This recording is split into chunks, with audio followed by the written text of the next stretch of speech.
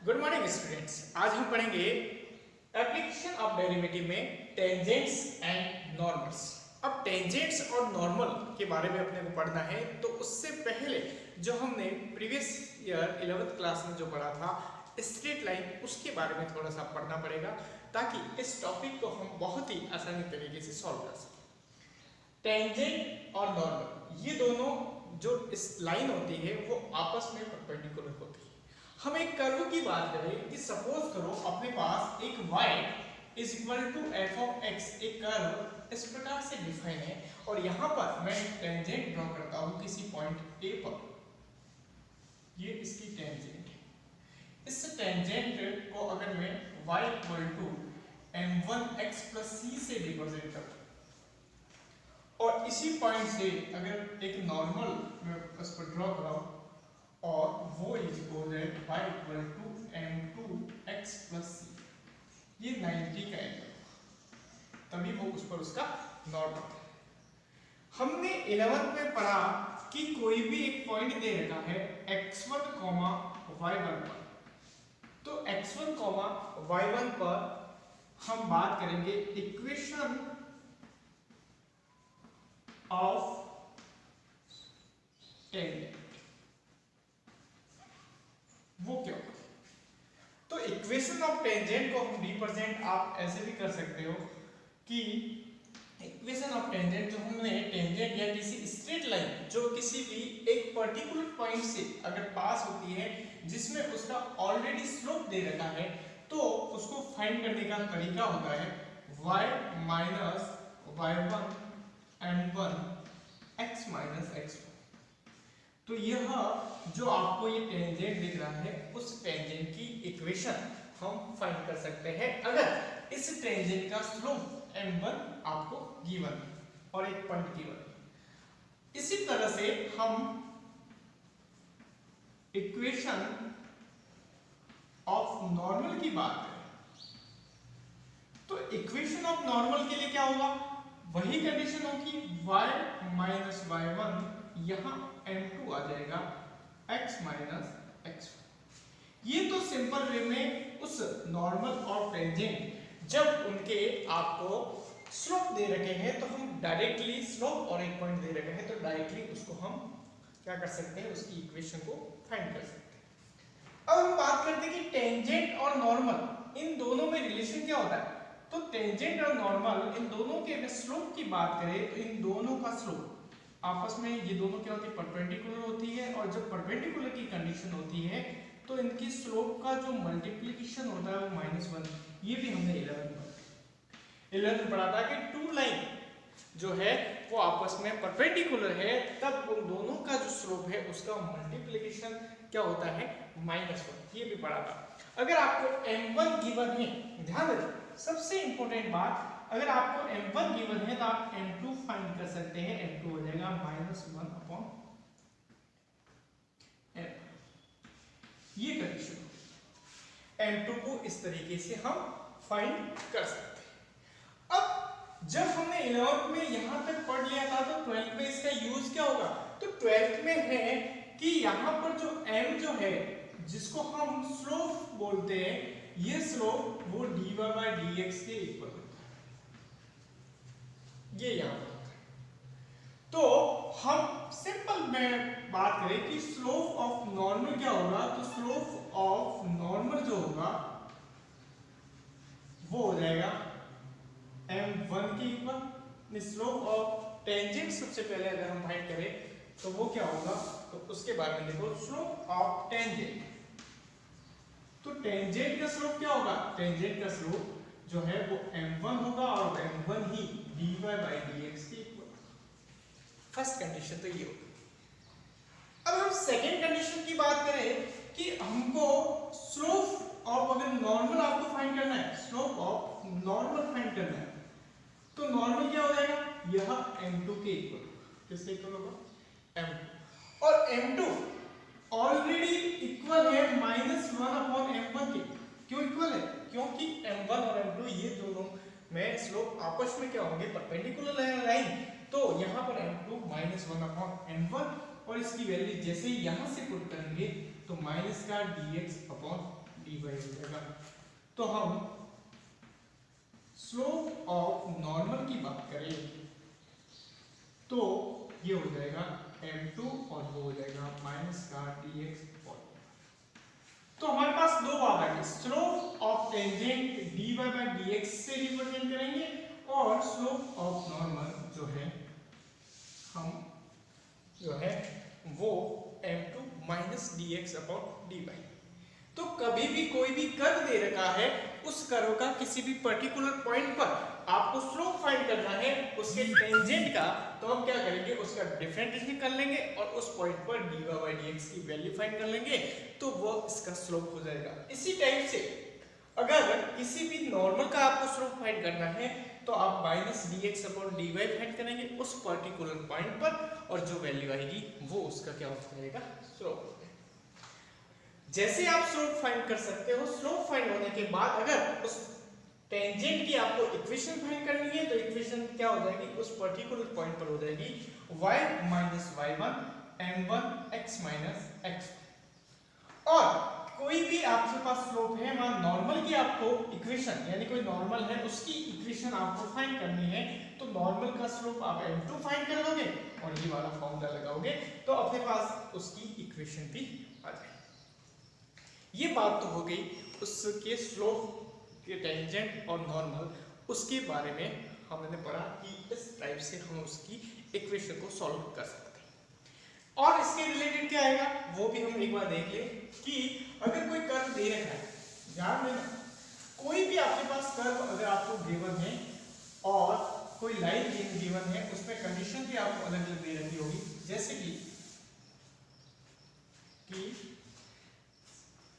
हमने 11th में पढ़ा था, उसकी के बारे में हम हल्का सा डिस्कस करेंगे कि आपके पास कोई पर्टिकुलर वन पॉइंट दे रखा है, तो वापस वन पॉइंट से कोई लाइन दे रखा है, तो उससे लाइन की इक्वेशन होती है y माइनस y1 हुई m x माइनस x। अगर आपको पर्टिकुलर कोई पॉइंट और यहां पर m आपको गिवन होगा तो आप लाइन में m और ये फाइंड कर सकते हैं। दूसरी बात, अगर आपको 2 पॉइंट दे रखे यानी कि एक P दे रखा है x1, y1 और एक Q दे रखा है x2, y2, तो यहां पर जो आप अगर कोई भी दो पॉइंट दे रखे हैं, उस दोनों पॉइंट से अगर आपको नॉर्मल की इक्वेशन को फाइंड करना है तो उसके लिए उसके स्लोप को फाइंड करना है, तो स्लोप क्या होगा y2 minus y1 upon x2 minus x1। ये इसका स्लोप फाइंड करने का फॉर्मूला। जब आपको दो पर्टिकुलर पॉइंट दे रखे हैं तो उसी पर्टिकुलर पॉइंट से हम इस फॉर्मूले से उसका स्लोप को फाइंड कर सकते हैं। अब देखो ये कुछ बातें हैं 11th की जिनको याद रखेंगे तो यहाँ पर जो अपने पास टेंजेंट्स एंड नॉर्मल के रिलेटेड जो 12th में जो क्वेश्चन है वो सभी सॉल्व हो जाएंगे। बस ध्यान रखना है वहाँ m हम क्या करते हैं टेन थीटा से फाइंड करते हैं, यहाँ m के लिए उसका ऑलरेडी परफेक्ट आपको कर्व दे रखा होगा, उस कर्व से आपको सॉल्व करना है। जैसे कि हम ये सवाल करते हैं,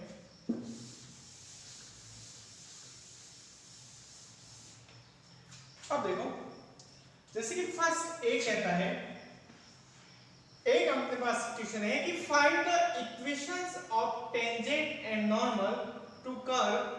आपको ये दे रखा है किसी पॉइंट कि कोई भी एक पॉइंट है, उस पॉइंट पर आपको नॉर्मल की भी इक्वेशन फाइंड करनी है और आपको टेंजेंट की भी इक्वेशन फाइंड करनी है किसी स्पेशल पॉइंट 1, 1। तो सबसे पहले कर्व क्या है, उस कर्व को हम लिखेंगे 2/3 प्लस y की पावर 2/3 इज इक्वल्स टू 2 है, और एट द पॉइंट आपको दे रखा है 1,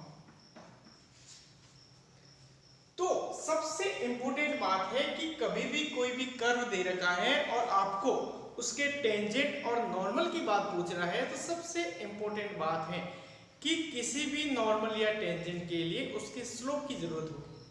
और स्लोप के लिए हमने अभी पढ़ा, स्लोप m से रिप्रेजेंट कर लो।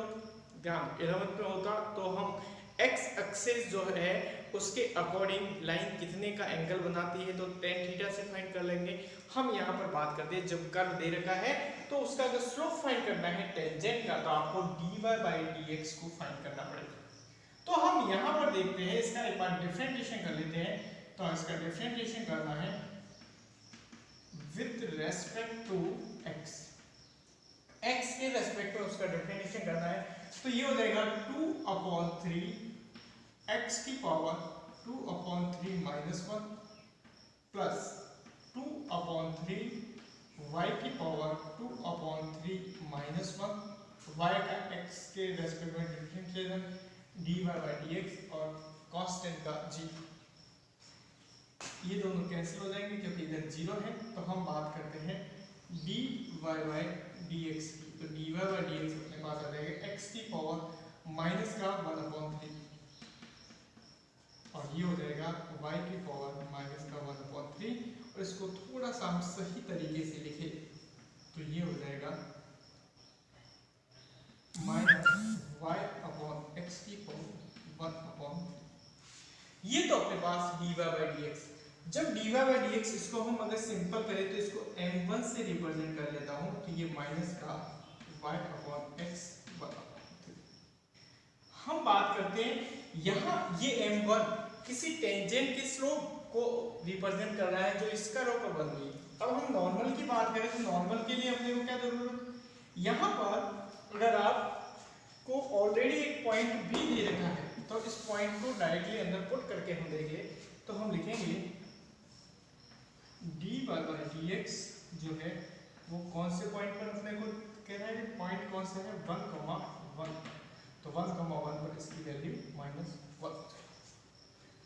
और अगर हम बात करते हैं माइनस का dx/dy, माइनस का dx/dy किसको रिप्रेजेंट कर रहा था, यह जो है वो स्लोप ऑफ नॉर्मल को रिप्रेजेंट कर रहा है। तो जो वैल्यू ये लिखी है उसको बस, तो ये हो जाएगा x/y की पावर 1/3 और यहाँ पर माइनस का dx/dy एट द पॉइंट 1,1 पर ये वैल्यू हो जाएगी। ये तो अब क्या कह रहा है कि आपको इक्वेशन ऑफ टेंजेंट फाइंड करनी है, इक्वेशन ऑफ टेंजेंट। तो इक्वेशन ऑफ टेंजेंट हमने अभी फॉर्मूला सीखा, वो होगा y - y1 is equal to m1 x - x1। तो y/1 1 है तो y - 1 m1 -1 आ गया x - 1। तो ये हो जाएगा y - 1 x + 1।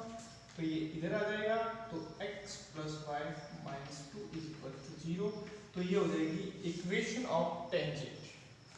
इसी टाइप से इक्वेशन ऑफ नॉर्मल कैसे फाइंड की जाएगी, तो इक्वेशन ऑफ नॉर्मल का भी वही तरीका y - y1 m2 x - x1। तो यहाँ पर y - 1 m2 1 आ गया x - 1। तो ये आ जाएगा, ये माइनस में कैंसिल हो जाएगा तो x - y = 0। तो ये आपके पास equation of tangent and normal इस तरीके से फाइंड की जाती है। नेक्स्ट सवाल कह रहे हैं कि आपके पास आपको फाइंड करना है किसी भी कर्व के अगर डायरेक्ट स्लोप को फाइंड करना है। हमारे पास दो सवाल हैं, उस दोनों को हम पढ़ते हैं। जैसे कि क्वेश्चन नंबर जो है बी की कि find the slope of the tangent to the curve y = x³ - 3x + 2 at the point whose the x coordinate is equal to 3।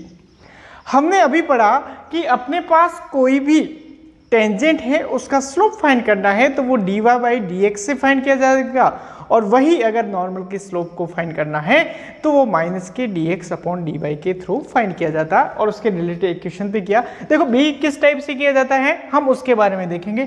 तो वही कर्व y = अपने पास x³ - 3x + 2 दे रखा है।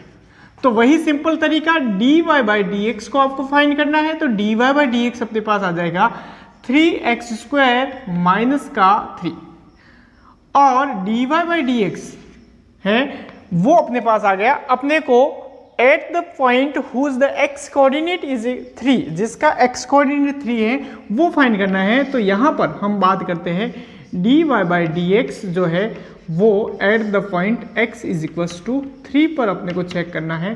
तो ये हो जाएगा x 3 का स्क्वायर माइनस 3, तो ये होगा 27 माइनस 3 और 27 का हो गया 24।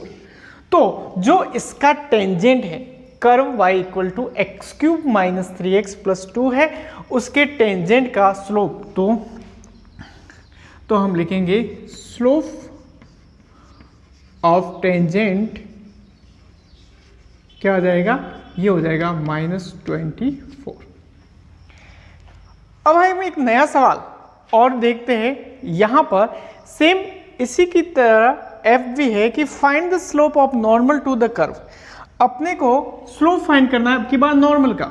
तो यहाँ जो एफ है, जहाँ एक्स आपको गिवन है a cos क्यूब थीटा और वही आपको y भी गिवन है a sin क्यूब थीटा, और यहाँ पर थीटा की वैल्यू ऑलरेडी वो कह रहा है कि π/4 रख। ध्यान देना अपने को इस बार यहाँ पर स्लोप ऑफ टेंजेंट फाइंड करना था, जो हमने dy by D x find कर लिया, लेकिन यहाँ स्लोप ऑफ नॉर्मल फाइंड करना है। तो सबसे पहले तो हम क्या करते हैं कि जो भी अपने पास एंगल दे रखा है उस एंगल का हम जो x है x का हम क्या करते हैं थीटा के रेस्पेक्ट में डिफरेंशिएशन करते हैं। तो dx अपॉन जो d थीटा है वो हो जाएगा, ये हो जाएगा 3a cos square theta, cos का हो गया sin थीटा, ये आ गया। अगर हम यहाँ से dy बाई डी थीटा की बात करें, ध्यान देना cos का माइनस साइन थीटा होता है इसलिए यहाँ माइनस आएगा। यहाँ पर हो जाएगा y is equal to 3a sine square theta और साइन थीटा का डिफरेंशिएशन cos थीटा, थीटा का थीटा के रेस्पेक्ट में 1। यहाँ पर अपने को स्लोप ऑफ नॉर्मल फाइंड करना है जो माइनस का dx upon D theta dy होता है। तो माइनस का dx अपॉन डी वाई को लिखने का तरीका अपने पास हो जाएगा, वो देखो minus dx upon D theta और dy अपॉन डी थीटा। तो ये क्या होगा, तो यहां पर हो गया -3a, तो माइनस का ये होगा प्लस का 3a cos square theta sine theta और अपॉन में आ जाएगा 3a sine square theta cos theta. एक साइन थीटा से ये साइन थीटा कैंसिल हो जाएगा, एक कॉस स्क्वायर से एक कॉस, 3a से 3a। तो लास्ट में जो फाइनली अपने आंसर आ जाएगा cos upon sine cot theta. अब यहाँ पर ऑलरेडी हम बात करेंगे इसको, अगर मैं m2 से रिप्रेजेंट करूँ तो m2, और वो भी फाइंड करना है at the point theta is equal to π/4, then we get 10 या cot π/4 इज इक्वल्स टू 1। तो हम लास्ट में लिखेंगे स्लोप ऑफ नॉर्मल जो अपने पास हो जाएगा वो कितना हो जाएगा 1।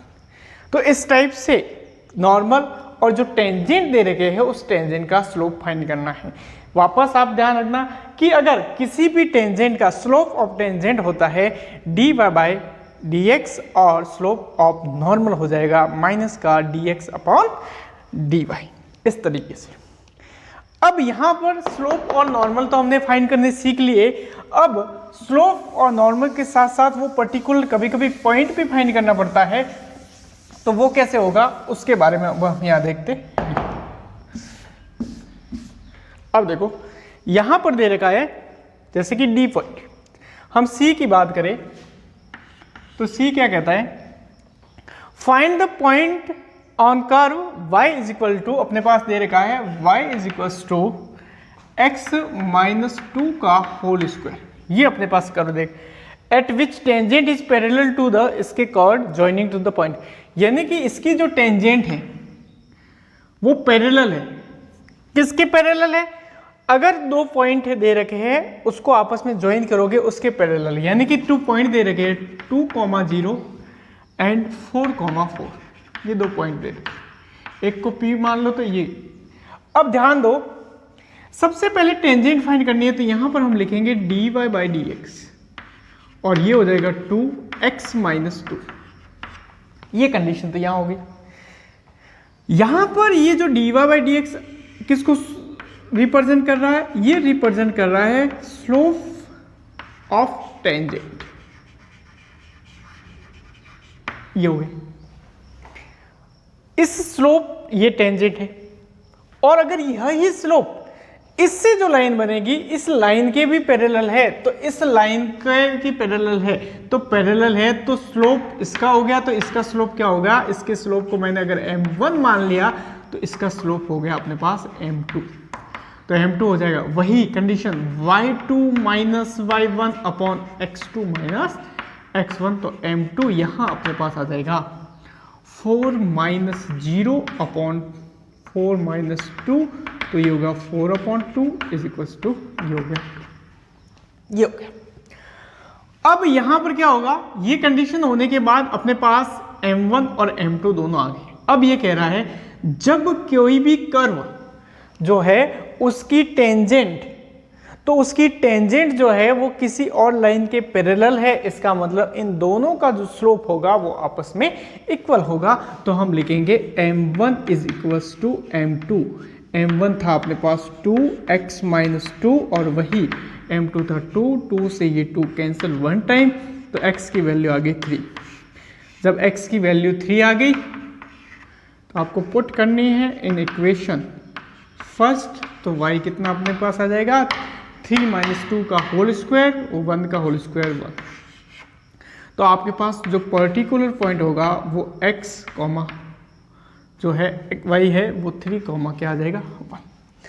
अब यहाँ पर क्या पूछा था इसने सिर्फ आपको वो पॉइंट ही पूछा था, तो वो पॉइंट हो गया 3 कॉमा 1। अब हम d की बात करें तो d कहता है कि find the point on curve, curve आपको दे रखा है, यहां पर भी आपको पॉइंट फाइंड करने को कहा है, तो y is equal to X cube minus 11x plus 5, और वो कह रहा है एट विच द टेंजेंट, जिसकी टेंजेंट जो दे रखी है वो इस लाइन पर बनी, सेम वो का वो क्वेश्चन है y is equal to X minus 11। ध्यान देना इसकी जो टेंजेंट है वो इसके पैरेलल थी और इसकी जो टेंजेंट है वो इस लाइन पर बनी हुई है, इसका मतलब इसका जो हम टेंजेंट का जो स्लोप फाइंड करेंगे और इस लाइन का स्लोप फाइंड करेंगे वो आपस में इक्वल होगा। तो हम वापस स्लोप फाइंड कर्व का कैसे फाइंड किया जाता है, dy बाई डी एक्स से, तो dy बाई डी एक्स हो गया 3x स्क्वायर माइनस 11, और अगर यहाँ direct dy by D x find कर लो या डायरेक्ट ये जो कर्व लाइन है वो mx प्लस c की फॉर्म है, तो यहाँ पर हम बात करते हैं तो इसके लिए तो ये तो आपके पास हो गया m1, तो और यहाँ पर m2 जो हो गया इससे 1। जब इन दोनों को हम आपस में इक्वल करेंगे तो कंडीशन हो जाएगी 3x square 11 is equal to 1, तो ये हो जाएगा 3x square is equal to 11 को उधर ले जाएंगे, 11 प्लस 1 12 हो जाएगा, 3 से 12 कैंसिल हो जाएंगे, तो लास्ट में अपने पास जो रिजल्ट आ जाएगा x square is equal to 4, तो x is equal to plus minus 2।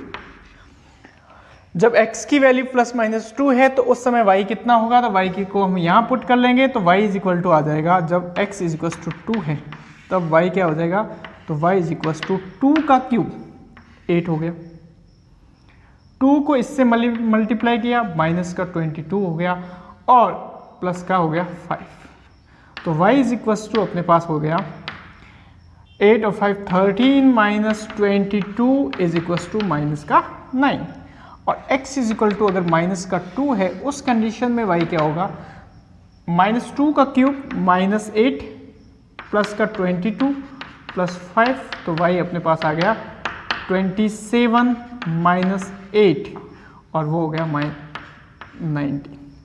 तो आपके पास जो पर्टिकुलर पॉइंट आ गया इसके लिए, जब x की वैल्यू 2 है तब y माइनस 9 आएगा, और जब x की वैल्यू कितनी है माइनस का 2 है तो आंसर 19 आएगा। क्या पूछा था यहाँ पर, ये ऑलरेडी इसमें क्या फाइंड द पॉइंट, आपको सिर्फ वो पॉइंट ही फाइंड करना है इस कर्व पर, तो इस कर्व पर माइनस -2 2,19 और 2,-9 ऐसे दो पॉइंट होंगे जिस पॉइंट के लिए ये जो टेंजेंट है वो ये रहेगी। अब हम नेक्स्ट क्वेश्चन देखते हैं, ई वाला ये हो गया। नेक्स्ट वाला क्वेश्चन अपन देखते हैं,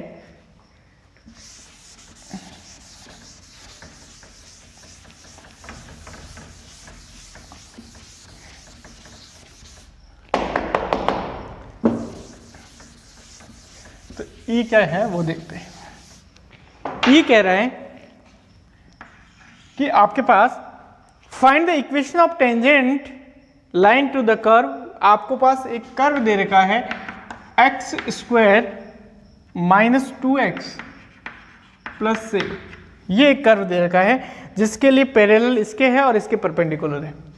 ध्यान, dy बाई dx हमने स्लोप फाइंड कर लिया, टेंजेंट का 2x माइनस 2 आ गया। फर्स्ट कंडीशन तो ये हो गई कि हमने एक टेंजेंट का क्या फाइंड कर लिया, स्लोप फाइंड कर लिया। सेकेंड कंडीशन क्या कह रहा है कि जब स्लोप आपने किसी भी टेंजेंट का स्लोप फाइंड कर लिया तो इस स्लोप जो है वो किससे क्या क्या रिलेशन रखता है। ये कह रहा है कि ये जो स्लोप है इस लाइन के पैरेलल है। वापस क्वेश्चन, एक लाइन आपको दे रखी है, उस लाइन के पैरेलल है। तो लाइन है 2x minus y plus 9 is equal to 0। इसके पैरेलल है तो मैं इस लाइन को ऐसे भी लिख सकता हूँ y is equal to 2x plus 9, और जब ये 2x प्लस 9 के इक्वल होगी तो यहाँ पर जो इसका जो m2 है वो 2 हो जाएगा। ये कंडीशन होगी। तो ये हम बात कर रहे हैं, इसका स्लोप हो गया m1। अगर टेंजेंट का स्लोप और लाइन का स्लोप आपस में इक्वल होगा तो इस टेंजेंट और ये लाइन आपस में क्या हो जाएगी, पैरेलल होगी। तो यही कह रहा है जब ये दोनों पैरेलल है तो हम कह सकते हैं m1 इज इक्वल्स टू, अपने पास हो गया m2। m1 था 2x माइनस 2 और वही m2 अपने पास आ गया 2, तो x इज इक्वल्स टू, ये उधर गया तो 4/2, x की वैल्यू आ जाएगी 2। ये आ गया। जब अपने पास x की वैल्यू 2 आएगी तो y कितना आएगा, तो y इज इक्वल्स टू आ जाएगा, हम x की वैल्यू यहाँ पर पुट करेंगे 4 माइनस 4 प्लस 7, ये दोनों कैंसिल हो गए तो y इज इक्वल्स टू हो गया 7। तो अपने पास एक पर्टिकुलर पॉइंट आ गया, वो पॉइंट हो गया 2,7, ये अपने पास पॉइंट हो गए। क्या अपना सवाल यहाँ तक था? सवाल कह रहा था कि फाइंड द इक्वेशन, आपको उसकी इक्वेशन फाइंड करनी। किसकी इक्वेशन फाइंड करनी? वो भी टेंजेंट की। टेंजेंट की इक्वेशन फाइंड करने का फॉर्मूला क्या था? टेंजेंट की इक्वेशन फाइंड करने का जो फॉर्मूला था वो पर यहाँ पर अगर लिखे तो वो था y minus y1 is equals to mx minus x1। जब यहाँ पर अब हम देखो अपने को x1 और y1 भी ऑलरेडी हमने फाइंड कर लिया है और m हम पहले से जानते हैं कि m उनका कितना है 2। तो y minus y1, y minus 7, m हो गया 2, x माइनस x1 की जगह हम क्या लिखेंगे 2। तो ये हो जाएगा y minus 7 is 2x minus हो गया 4। तो इसका फाइनली आंसर होगा 2x minus Y plus 3 is equal to 0। इसको सॉल्व करेंगे तो ये तो क्वेश्चन हो गया यहाँ तक। यहाँ पर सेकेंड, इसका फर्स्ट पार्ट तो हो गया। सेकेंड पार्ट, ये तो इसका फर्स्ट पार्ट था। सेकेंड पार्ट क्या कहता है? सेकेंड पार्ट ये कहता है कि परपेंडिकुलर टू द लाइन, इस लाइन के परपेंडिकुलर, यानी कि लाइन हमारे पास है 5y minus 15x is equal to 30। मैं इसको उधर भेज देता हूँ और y से डिवाइड करो तो y इज इक्वल टू आपके पास हो गया 15x अपॉन 5 प्लस 13 अपॉन 5। तो y इज इक्वल टू हो गया 3x। तो यहाँ पर हम बात करेंगे एक नया m2 डैश, तो ये हो जाएगा 3। अब ध्यान देने की बात क्या है, ये कहता है कि जो इक्वेशन ऑफ टेंजेंट है, लाइन है, वो परपेंडिकुलर है इस लाइन पर। जो टेंजेंट की लाइन है वो इस लाइन के क्या है, परपेंडिकुलर। इसका मतलब क्या हुआ, तो बात को ध्यान से समझना है। टेंजेंट की जो लाइन है वो इस लाइन के परपेंडिकुलर है। इसका मतलब सिंपल हम कह सके जो टेंजेंट का स्लोप होगा m1 वो उस लाइन का जो स्लोप होगा m2, इन दोनों का मल्टीप्लिकेशन करेंगे तो वो मल्टीप्लिकेशन क्या होगा -1 के इक्वल होगा। यानी कि हम इसको डायरेक्टली लिख सकते हैं कि m1 और m2 है डैश है, इसका मल्टीप्लिकेशन -1 के इक्वल होगा। तभी तो क्या होगा, तभी तो हम कह सकते हैं कि यह लाइन आपस में परपेंडिकुलर होगी। m1 हमने फाइंड किया था यहाँ से, तो हम लिखेंगे 2x - 2। m2 डैश आ गया था अपने पास 3 = -1, तो हम लिखेंगे 6x - 6 = -1। तो हम बात करेंगे 6x = उधर ले जाएंगे तो +5 हो जाएगा, x की वैल्यू हो जाएगी 5/6। अब ये x अपने पास एक पर्टिकुलर पॉइंट आ गया। जब x की वैल्यू आ गई तो x की वैल्यू को हम पुट करेंगे यहाँ पर इस इक्वेशन में, तो अपने पास y क्या आएगा उस y को देखते, तो y हो जाएगा 5/6 का होल स्क्वायर -2 5/6 और प्लस क्या हो गया 7। तो ये हो जाएगा y = 5/6 यानी 25/36, 2 का 10/6 और 7/1। हमने एलसीएम लिया 36 आया, तो यहाँ पर रिजल्ट आ गया 25 - 60, 6 टाइम ये 60 और 7 को मल्टीप्लाई करना है किससे 36 से, तो ये हो गया 2, ये हो गया। अब इसको हम बात करेंगे, इसको सॉल्व करेंगे तो y = अपने पास क्या होगा, ये हो गया 56 302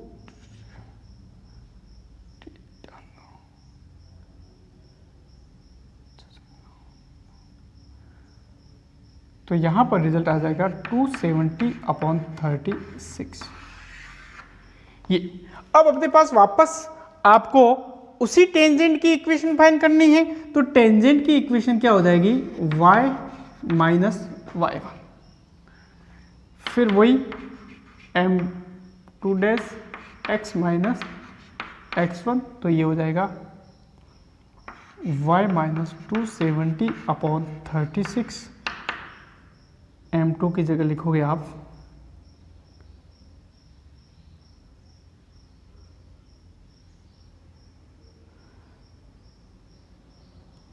यहाँ पर थोड़ा सा अपने को m2 डैश नहीं आएगा, ये वही -1 ये हो जाएगा 1/3 और x - x1 की जगह 5/6। इसको सॉल्व करेंगे तो अपने पास इसका फाइनली आंसर आ जाएगा। अब हमने ध्यान देना, यहाँ पर हमने पढ़ा आज कि टेंजेंट और नॉर्मल जो है, तो टेंजेंट एंड नॉर्मल्स के अंदर जो भी है उसका एक तो स्लोप कैसे फाइंड किया जाता है। स्लोप सिंपल यही था कि dy/dx अगर फाइंड करोगे तो वो टेंजेंट का स्लोप आ जाएगा, और वहीं पर अगर हम माइनस का dx/dy फाइंड करोगे तो वो नॉर्मल का स्लोप आ जाएगा। उसके बाद में जब स्लोप आपको गिवन है, कोई भी पर्टिकुलर पॉइंट है, तो आप टेंजेंट की इक्वेशन फाइंड कर सकते हो, नॉर्मल की इक्वेशन फाइंड कर सकते हो। इस सभी का यूज़ करके हमने अलग अलग सवाल किए हैं, और भी इसके बारे में हम कल और डिस्कस करेंगे। धन्यवाद।